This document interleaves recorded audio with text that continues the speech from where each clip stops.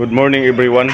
Sa tawag nga pala sa Palasa Agriculture Cooperative at sa kapwa ko transplanter operator na si Johan Miranda at Gino Asarcon. Abtik na mga pare.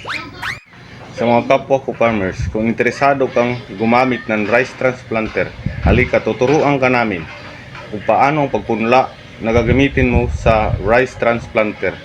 Ang gagawin mo lang, panoorin mo lang ang aking video.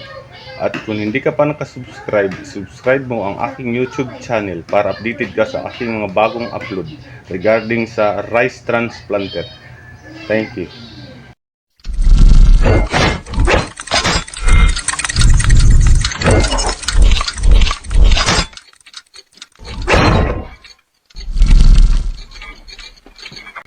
Siyempre, ang una mong gagawin ay latagan tree bago lagyan ng mga putik. Ito nga pala yung mga kasama ko. Si Easy Boy yung naka-green. Si paring Ginox yung isa.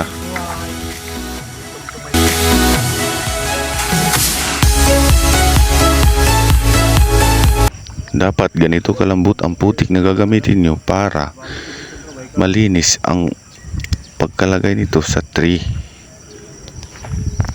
Tulad ng ginagawa nila. Tingnan nyo ang linis.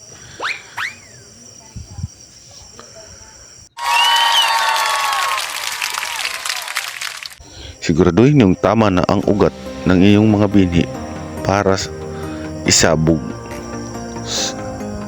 Mas maganda kung ganito nakalaki ang mga ugat para sigurado tayong tutubo ito. Ngayon, magsisimula na tayong magpunla. Unahan sa gilid para hindi kayo mahirapan. Hindi sasakit ang iyong mga balakang. Tapos, bago pa natin isunod ang sa gitna.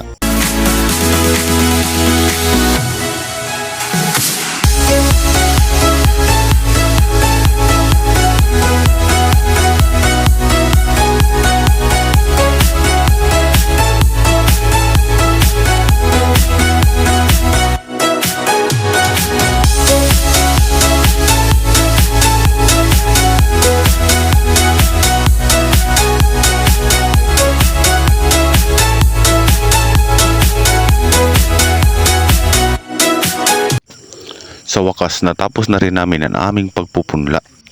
Makalipas ng 5 araw, kailangan mo na itong abunuhan para lumago ang iyong similya.